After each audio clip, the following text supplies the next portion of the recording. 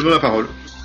On n'a pas eu d'informations sur la perte du champ magnétique, la catastrophe qui aurait causé la disparition de l'atmosphère. Violaine peut préciser ? Alors en fait, on a tout lieu de penser que c'est lié au diamètre de la planète Mars. Je vous l'ai pas dit, mais vous le savez probablement, c'est une planète qui est beaucoup plus petite que la Terre. Et donc son rapport surface-volume est différent et elle a tendance, plus la planète est petite, plus elle va se refroidir vite. Donc vous connaissez géométrie des planètes, en fait on va dire leur anatomie. Vous avez au départ, si on prend les planètes telluriques, vous avez une accrétion de petits corps, vous allez avoir un mélange de métal et de silicate, et après vous allez avoir, comme dans un haut fourneau, en raison de la chaleur de l'accrétion entre autres, et de la radioactivité, vous allez avoir un haut fourneau, tout ça va se mélanger et va aller au centre la partie métallique dense, et va aller en périphérie la partie silicatée plus légère. Donc on a une structure en œuf, avec le jaune d'œuf qui est le noyau métallique de la planète tellurique, le blanc d'œuf son manteau, et la coquille d'œuf les corps sur lesquels on vit. Et donc le champ magnétique d'une planète, il prend naissance dans la partie liquide de ce fer métal qui est le jaune d'œuf. Et donc sur Terre, on a un jaune d'œuf avec une partie liquide, un océan de fer liquide avec au cœur une graine solide. Et donc c'est les mouvements dans ce fer liquide, c'est un peu complexe, mais donc c'est un champ électrique qui induit un champ magnétique et ça fait ce qu'on appelle une bouée magnétique autour de la planète Terre. Et on va le voir, cette bouée magnétique a de multiples propriétés, notamment de nous permettre à nous, êtres humains, de vivre à la surface de la Terre. Alors cette bouée magnétique et le champ magnétique auraient disparu de Mars à cette époque-là. Pourquoi ? Parce que pour avoir un champ magnétique, il faut que ce noyau convecte, donc il soit liquide. Et on pense qu'il s'est solidifié, si vous voulez, aux alentours de 3,7 milliards d'années, parce que la planète est plus petite, noyau plus petit, surface volume plus petite, donc en fait la planète s'est refroidie beaucoup plus vite que la planète Terre. Du coup, arrêt du champ magnétique, et quelles sont les conséquences de l'arrêt du champ magnétique ? C'est qu'on a cette espèce de bouée invisible qui est créée autour d'une planète qui sert de protection au rayonnement solaire.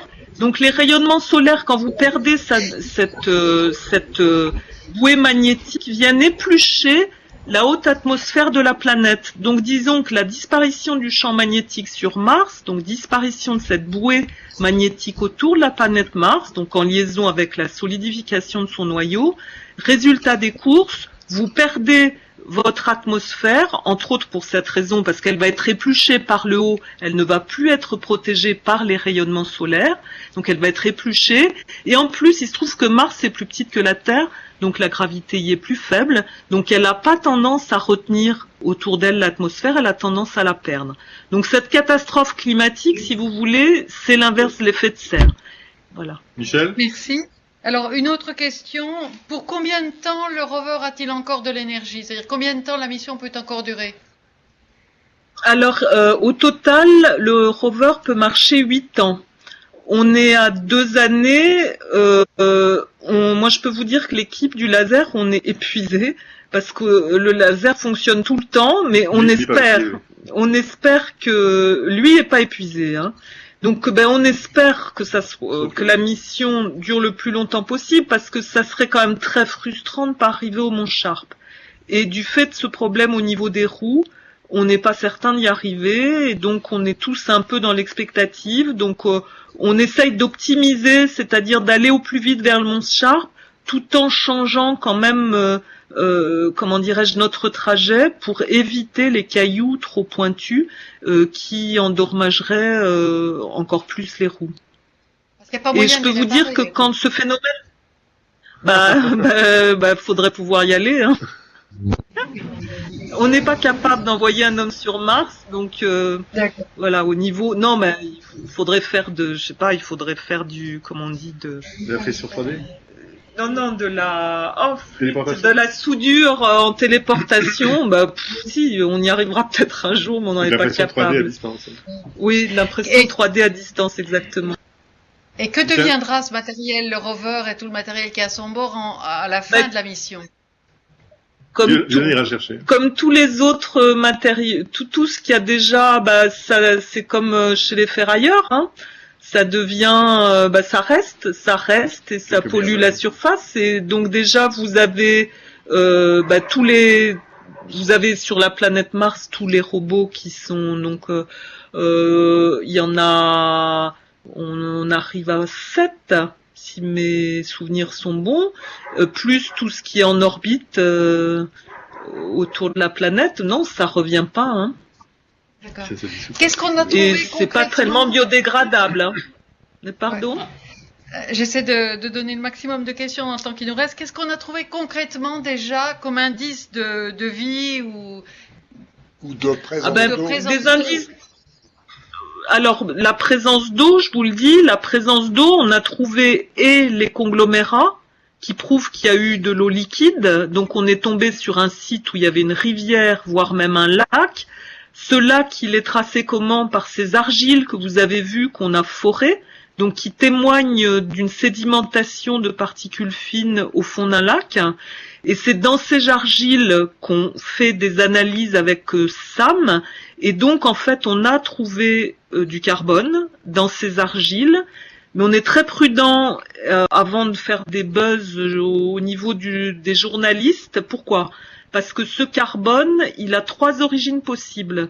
C'est soit du carbone endogène, donc qui vient de l'intérieur de la planète Mars, soit du carbone exogène apporté par des météorites, soit, pire, une contamination de la colonne de notre machine qui contient du carbone.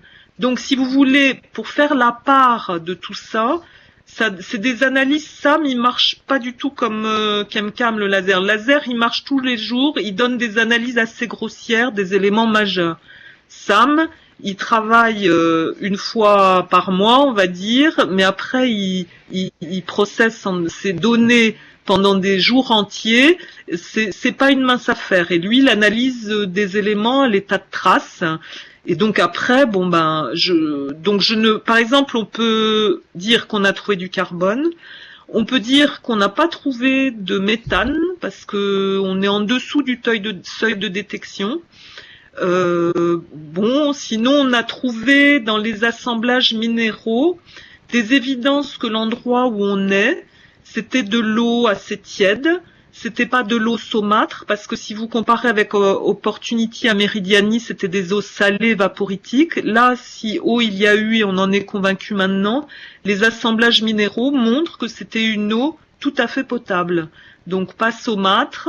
Voilà. On continue à chercher et on espère trouver, évidemment. Et la vie. Épinal, avez-vous des questions à poser? Pardon, oui. Oui, on a quelques questions pour Épinal. Oui, bonjour. Nous vous écoutons. J'aurais voulu savoir quelle serait la procédure administrative dans le cas d'une découverte d'êtres vivants soit fossilisés par rapport à l'annonce au grand public. Oui, c'est intéressant comme question. Vous savez, tout est hiérarchisé. Donc de toute façon, nous on a ce qu'on appelle des rules of the roads. On fait des séminaires, mais il y a des choses qu'on ne doit pas dire. Donc par exemple, on est au sol 650. Quand on fait des exposés, on s'arrête au sol 400, puis après on pousse la limite. Et tout est entre les mains du PI, donc du Principal Investigator, c'est John Grotzinger, qui est dans cette pyramide que nous formons de 500 chercheurs au sommet de la pyramide. Et c'est lui la seule interface avec les communicants. Donc ils font ce qu'on appelle en anglais des press releases aux médias américains, mais ça passe à travers tous ces filtres. Et voilà, et ça passe par Grotzinger. Nous, si on trouve quelque chose, on est censé se taire. Et alors je vous donne une anecdote. Nous, dans notre équipe, on avait un jeune homme qui s'est mis à tweeter pas mal et à faire un blog sur comment on fonctionnait en opération martienne. Et il a failli être, fired. Il a failli être, son cas a été débattu, donc on a failli le virer vulgairement, quoi. Le débarquer de la mission parce qu'il disait trop de choses à travers ses blogs. Donc on est censé les images, par contre, hein, vous avez toutes les images que vous voulez. Vous avez toutes les images que vous voulez accessibles au niveau de la NASA. Par contre, les données chimiques, c'est pas accessible. Il y a un certain délai. Et je vous dis, ça sera par Grotzinger que l'information parviendra aux journalistes quand on aura l'information importante, validée. Une autre question épinale, peut-être? Oui, bonjour. Je voudrais savoir à quelle profondeur vous estimez qu'il y a de l'eau ou de la glace sur Mars. Alors en fait, on sait qu'à 1 mètre de profondeur, hein, jusqu'à 1 mètre de profondeur, on a une espèce de pergélisol. On le sait de façon directe et indirecte. Donc on le sait par des détecteurs à neutrons, et on le sait aussi qui détectent l'hydrogène, mais on le sait aussi, souvenez-vous, quand Phoenix, l'atterrisseur, a atterri au niveau de l'Islande sur Mars, donc dans des latitudes assez hautes, il y avait des phénomènes de dégel entre ses pattes, on va dire, et donc en creusant un petit peu, on voyait déjà du givre et de la glace sous ses pieds. Mais disons que jusqu'à 1 mètre de profondeur, on a de la glace dans le sous-sol. Et on le voit aussi avec des cratères qui font splatch. On a des cratères lobés, des cratères d'impact, et donc d'impact de météorites à la surface de Mars. Et ils sont lobés, ce qui prouve que au moment de l'impact, si vous voulez, la glace qu'il y avait en dessous du cratère a fondu, et ça fait ces espèces de lobes. Ça, c'est des indices indirecte de présence de glace dans le sous-sol. Glace donc réchauffée par l'impact et qui ramollit les roches impactées.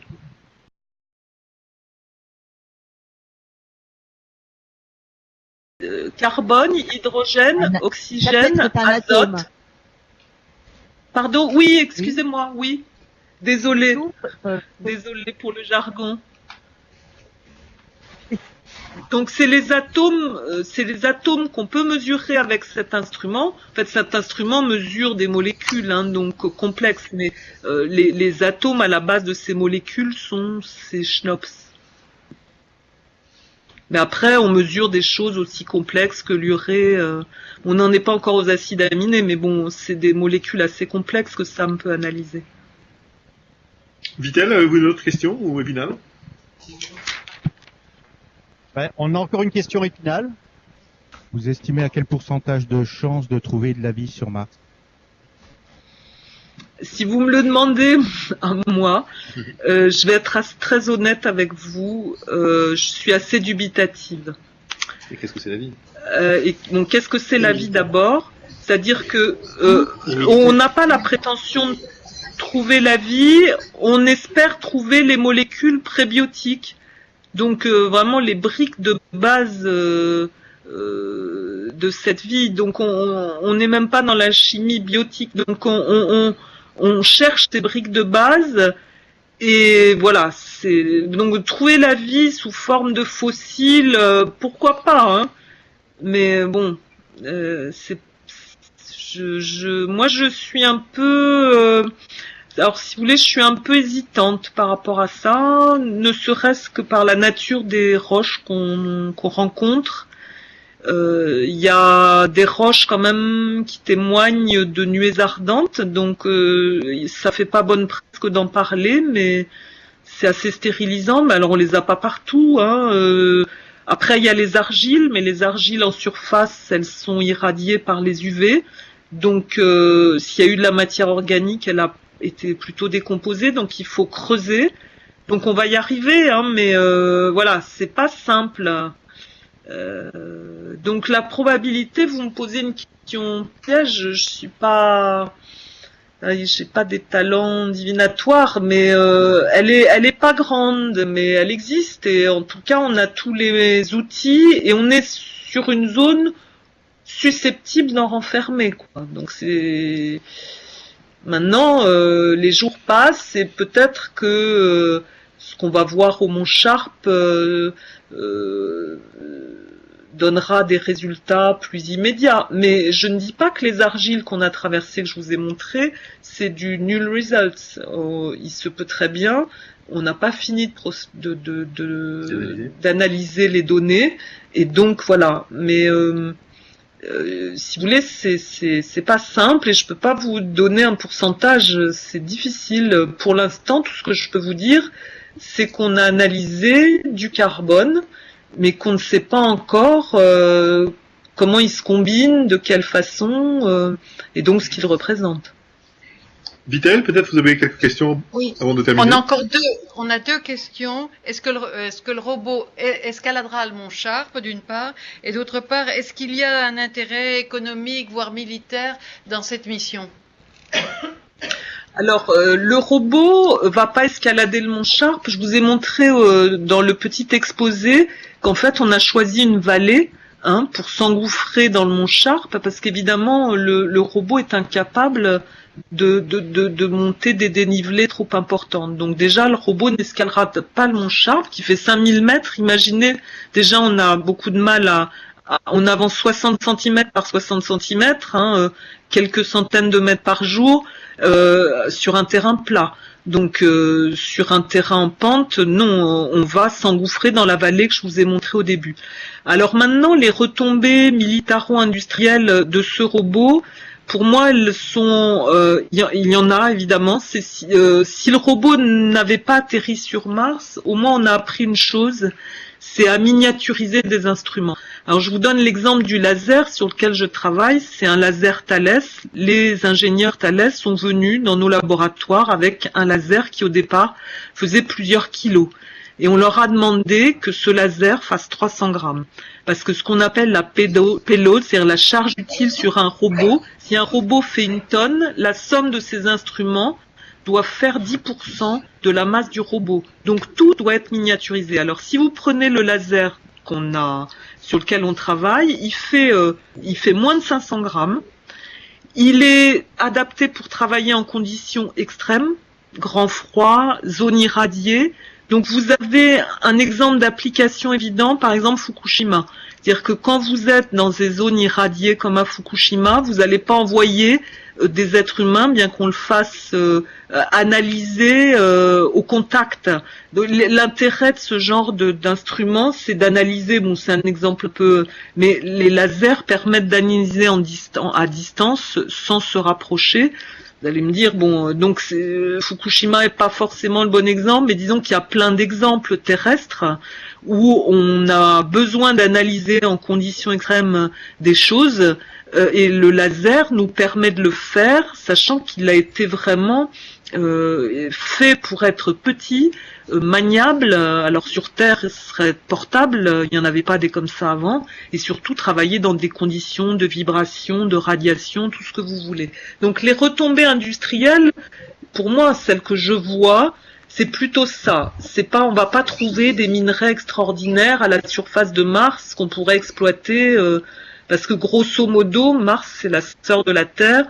C'est des subtiles différences qui sont symptomatiques pour nous de toute une histoire planétaire, mais qui au niveau des gisements, on va pas trouver de l'or, des diamants à la pelle. Vous voyez ce que je veux dire, ou des minerais inconnus.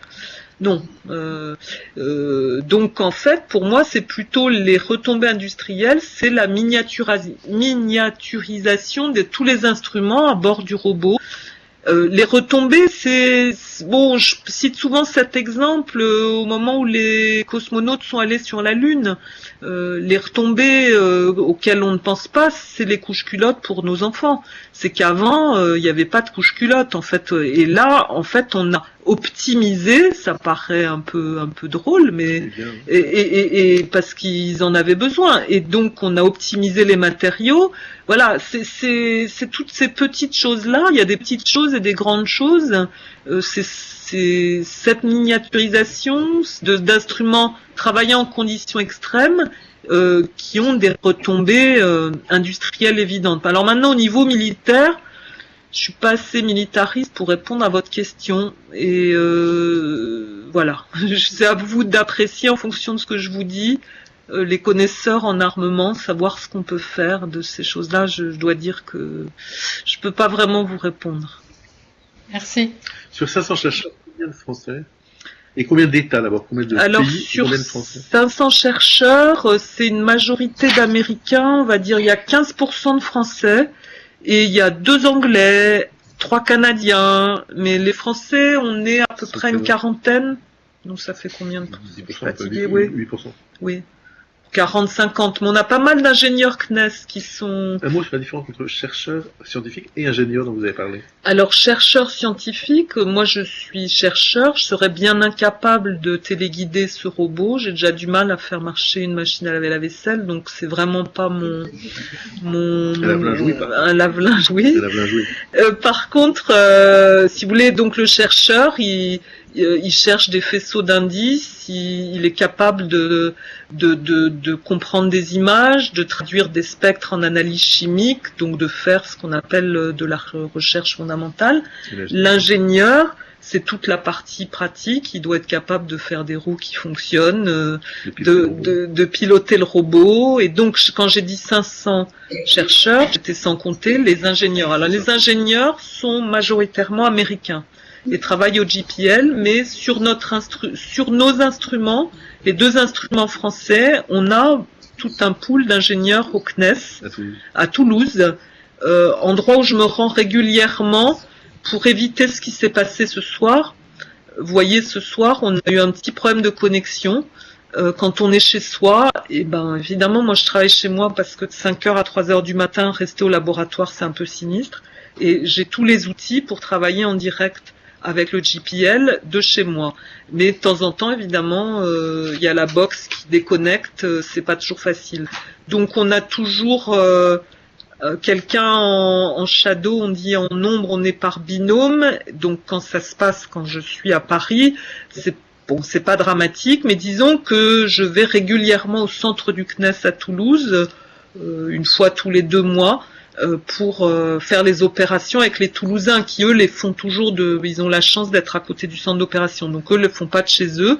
Mais en France par exemple, on a des gens qui travaillent à Nancy, d'autres qui travaillent à Grenoble, d'autres qui travaillent à Nantes, et tous ces gens-là sont comme moi. On va pas, ça coûte très cher pour le contribuable aussi, et on va pas aller tout le temps à Toulouse. Donc on fait ça de chez nous. Avez-vous d'autres questions, Épinal ou Vitel, avant que nous terminions? Sur Épinal, on a peut-être encore une question. J'en avais une autre. Sur le diaporama, on voit à la fin une superbe vue donc du rover.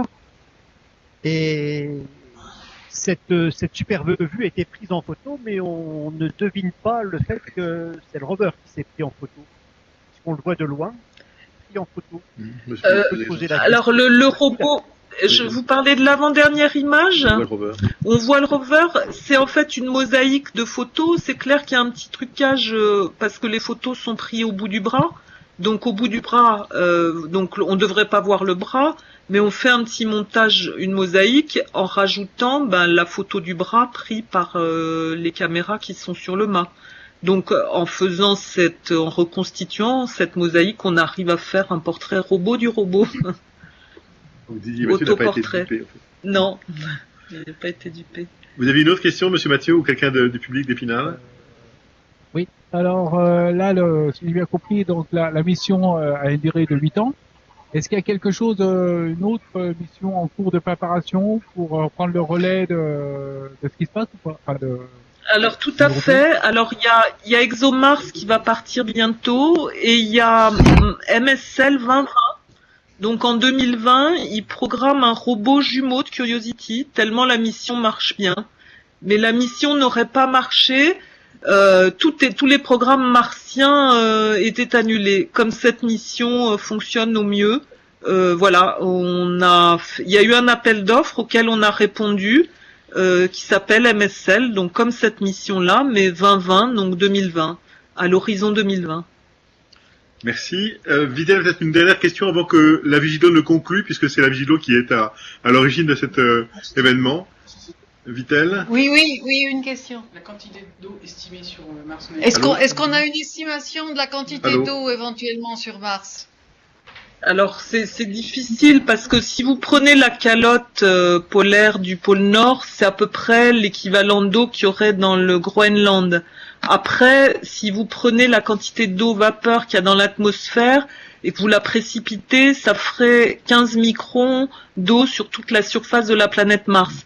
Donc après, vous me demandez de faire un bilan, c'est sûr que j'ai du mal. Le bilan, on peut le faire surtout parce qu'il est piégé dans les glaces. Déjà, si je vous dis l'ordre d'idée que la glace dans le pôle Nord, c'est à peu près la quantité de glace qu'il y a dans le Groenland, c'est un premier ordre de grandeur que je peux vous donner. Après, pour la mettre en bouteille, c'est quand même pas facile puisque si vous envoyez quelqu'un sur Mars, voilà, il n'y a pas de pression atmosphérique suffisante, donc il va chauffer sa glace en voulant la casser et elle va se volatiliser, elle va se transformer en gaz. Elle ne transformera pas en liquide parce que la pression atmosphérique à la surface de Mars est trop faible pour qu'on passe, quand on chauffe un peu, de la glace à l'eau. Elle se sublime, comme on dit, elle se volatilise. Merci à tout le monde, au revoir. Au revoir. Au revoir. Au revoir. Merci Violaine, merci, au revoir. Au revoir.